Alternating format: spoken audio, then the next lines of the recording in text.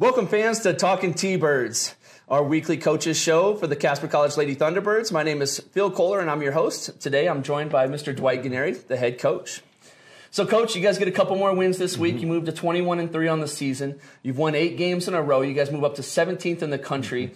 Is your national ranking something that you guys really spend a lot of time looking at? We don't talk about it a lot, but it does really have a factor in postseason. Typically, if you can get into the top, be in the top 15 in the poll at the end of the year, and if you happen not to win your region, you have a chance for that one of those 8 at-large bids. So, there is an importance outside of just maybe a recognition for postseason. So we do, it's not our focal point whatsoever. Sure. It's all about getting better on the court and stuff like that. But there is some validity and some value in being ranked. Sure, and I'm sure taking care of business, like you said, on the court, winning basketball games, that ranking thing's going to kind of take care of itself. Yeah, absolutely. Sure. Yes. So, Coach, let's look back. Last Wednesday, you guys finally get back to home. You guys get Eastern Wyoming at Swede. End of the first quarter, you guys are only up 8, and then you kind of take control of things in the second quarter. You guys end up winning 88-47. Talk a little bit about, when these college kids get back into playing at home, talk about some of the nerves that maybe come with it playing in front of family, playing in front of people that you know a little bit. Definitely. There can be a little, especially where it's been quite a while since we've been consistently at home. Sure. So it's kind of a new experience for us a little bit. But, I do think maybe there was a little element of nerves there too. And plus Eastern Wyoming has, they've been injury plagued, and they have some very good players. But I think, after we got deeper into the first quarter, our transition really started to take a toll on them and stuff like that. So, I do think there was an element of nerves, and it took us a little while to get going. But once we did, it was a fun night for us. Sure. So you get 6 different players in double figures. Flora Goed leads the way rebounding the basketball. She brings home 11 rebounds. And then the big thing, and we talk about this quite a bit on the show, is the number of possessions. You guys turn Eastern over 25 times. You guys only turn it over 10 times. Talk a little bit about that defensive intensity and also your ability to hold on to the basketball. That's been a strength of ours, is, taking care of, especially when we try to push it as much as we do, try to push it to limit our turnovers. But winning the possession battle, I think, again, is always critical. Sometimes it doesn't have a direct impact on the game, but the majority of the time, if you look at your entire season, if you win those possession battles, you're going to come out on top quite a bit. Sure. So moving to Saturday, you guys go down to Rock Springs. You get Western Wyoming. You guys are able to come away with a 68-51 victory. Talk a bit about how difficult it is, number one, to play in that location. Number 2, the travel restrictions and some of the weather that you guys had to deal with. And then also number 3, and maybe most importantly, the free concessions that were going on in Western Wyoming and the amount of people that were there for the game. A little bit about that free concession. I think some of our kids came back on the bus with more candy than I appreciated. Yeah. But very, very happy with our team's effort. I was really nervous because I was thinking about should we go the night before, because it's a brutal trip, and then decided not to do it, and then the road between Casper and Rollins was closed, so we had to go the South Pass route. So we leave early, 4.5 hours on the bus, get off, playing a good team. They had won 7 in a row with one of the wins over Western Nebraska. Coach Padilla has done a great job there at Western Wyoming. So for us to get that road win, we were both tied 3-0 in the North Sub-region, and then get back on the bus and skate on home was I was very pleased with our girls' effort. Sure. So Logan Alvar leads the way, 22 points, 12 rebounds. Yeah. Jocelyn Igo chips in 20. Talk a little bit about those two and a little bit of local flavor and kind of the way that Logan really kind of kept things afloat in the first quarter for you. And Logan's becoming a matchup problem for teams. She can score inside. She can score on the perimeter.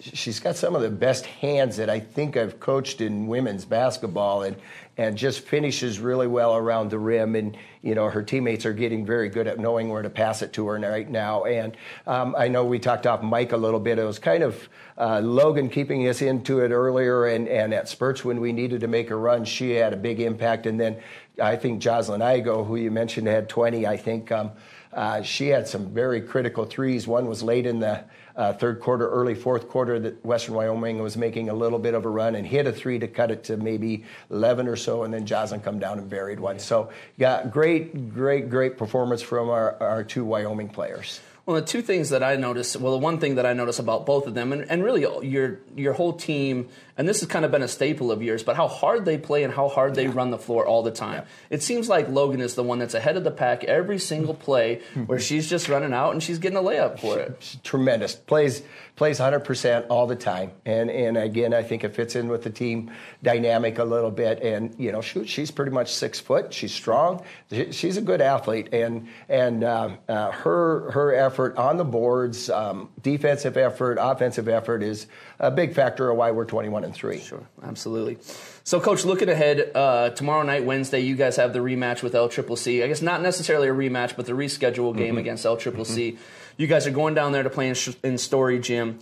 They come in 16-6 overall, but they're 8-1 at home. Give us a little bit of a rundown on what to expect with El Trip. Good. I think they have good interior play with Spring and Marcetti, and I put, in the scouting report, every one of them can drive. They have 6 people that are shooting 30% or higher, some as high as 43% from the three-point line. So, containing the dribble is an issue, and if you have to help off, then they're spotting up for threes. So they create a defensive challenge for us for sure, and they can ISO their posts in there, and they run some sets for their post play.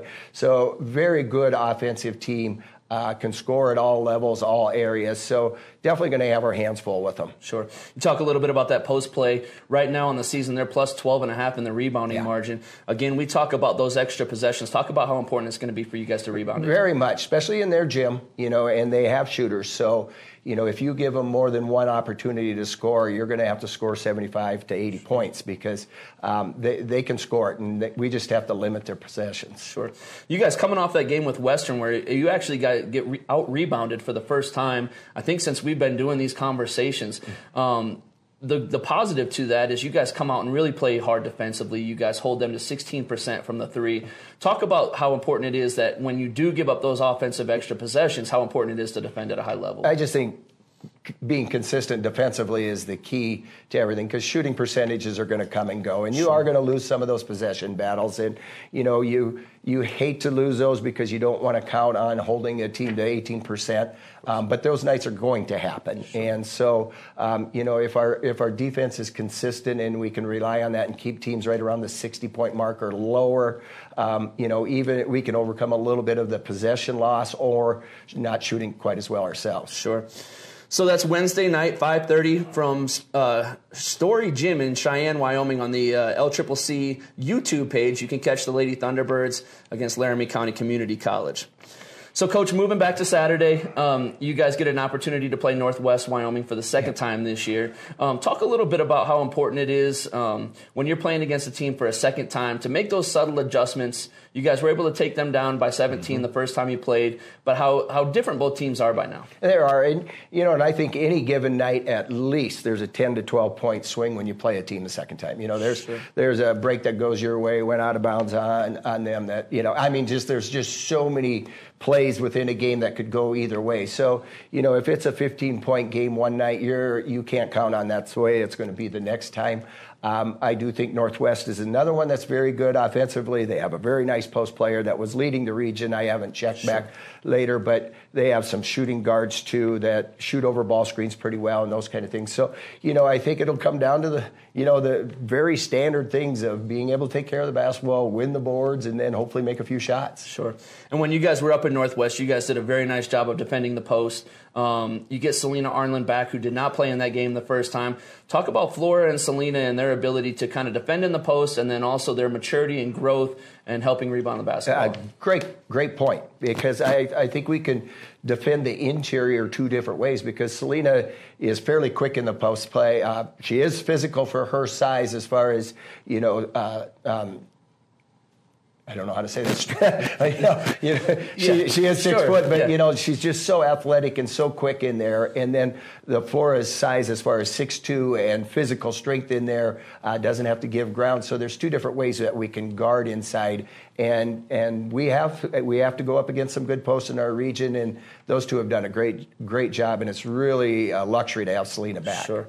And again, you guys, now after this game tomorrow night with LCCC, you guys will play 4 out of your last 5 at home. Talk about how important it is to get that fan base out here to support these girls. Great. When we did have a home game last Wednesday against Eastern, I know it's tough at 5:30 because people are just getting off of work and those kind of things. But, by halftime and in the second half, we had a very, very nice crowd there. So fun to play at home. So, one of the things that I really enjoy is when I can tell our fans are having fun watching our team play. If we get some transition things, I can, you're focused on your team. But you hear when your crowd is having some fun in there. So really looking forward to being home 4 out of our last 5. Well, and it's nice too, Coach. You guys play a style of basketball that is really easy to cheer for. You guys play quickly. You guys play hard. You guys do things the right way. And I think it makes it easy. For those of you that are kind of on the fence about if you're interested in coming out, it's a great basketball team to watch. They're a lot of fun. They play really hard, and they play basketball the right way. I appreciate that a lot, Phil. Absolutely.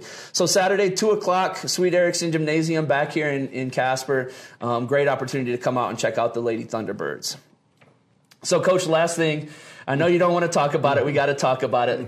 Wednesday night, you get a little bit of a ceremony after the game for your 500th win as a basketball coach at the college level. Talk a little bit about what that means to you. Hopefully I don't get emotional in this this part here, but it means a lot. I think the one thing that I can truly say is that of those 500, every one of them's been earned. And again, that's by my assistant coaches, by the teams at the moment. I don't think people realize what goes into giving yourself a best chance to win. There are hours, on the court, off the court, that goes into it. And I feel out of those 500, we've done a great job of trying to give ourselves a best chance to win. So when you think of that happening 500 times, that's pretty impressive. And just a lot of the moments and a lot of the Coach Macy did a great tribute. He had some formers do a little bit of an interview and stuff like that, and to look back and see those and hear some of their comments, there's a lot of emotion there. Sure. Sorry. And if you haven't had a chance to see this video, scroll down a little bit on the YouTube page, and you'll find that it's a very beautiful tribute. Probably 20 to 25 different players that sent in videos. What a beautiful opportunity. Super humbling. Super humbling. And so, Coach, I got to give you a little bit of recognition here. I'm going to read these off of my page here. Some of the accomplishments of Coach Gennari over the last 40 years of coaching basketball. Coach was inducted into the Black Hills State Hall of Fame in 2015. As a high school basketball coach, 175 and 87, so won about 78% of his games. As a college coach, 502 and 151, so about 77% win percentage. 2 high school state championships, 20-time Coach of the Year, 68 All-Region 9 players, 59 Division I transfers, 44 Division II transfers, 41 academic All-Americans, 5 Region 9 championships. Coach, what an impressive career. Are there any specific moments that kind of stick out to you? Oh, yeah. I mean, countless, I'm sure. A lot. And before and I know people don't like to hear it, before I get into that part, it's success is not individual. Sure. We play a team game. There's so many things that go behind there. Absolutely. So very thankful for all the support that I've gotten from administration, from colleges, from community, from assistant coaches, from our players and everything. There's so much that goes into those things that you mentioned. So very appreciative for those that played a part in it. Memories, man. Probably, first one that comes into is when I was at Miles. It was kind of a family affair. My assistant coach was my daughter, which was an amazing experience. My son-in-law was our PA, and he got to go on. My youngest daughter was statistician. So it was really a family affair, and we had some very memorable games and moments in that gym at Miles. So that was definitely an experience as a father. Sure. There's a lot of pride in there. Team-wise, Always, yeah, always watching. If you're fortunate enough to win a Region 9 championship, there's just nothing like that moment as soon as that buzzer goes off and watch your team huddle and run to each other, and because there's just so much work that goes into that, and to see that, those moments are special. Just hearing our kids that go on, and just a little bit about what some of those videos were is, and shoot, their moms now. Sure. They're just very successful in careers. It's just, there's just so many things that go in, and I feel very, very fortunate to have had a career of 42 years. Sure. and just really have opportunities to meet amazing people and work with amazing people. Excellent. So, Coach, you say 42 years in the business. I was negative 5 years old when you first started out.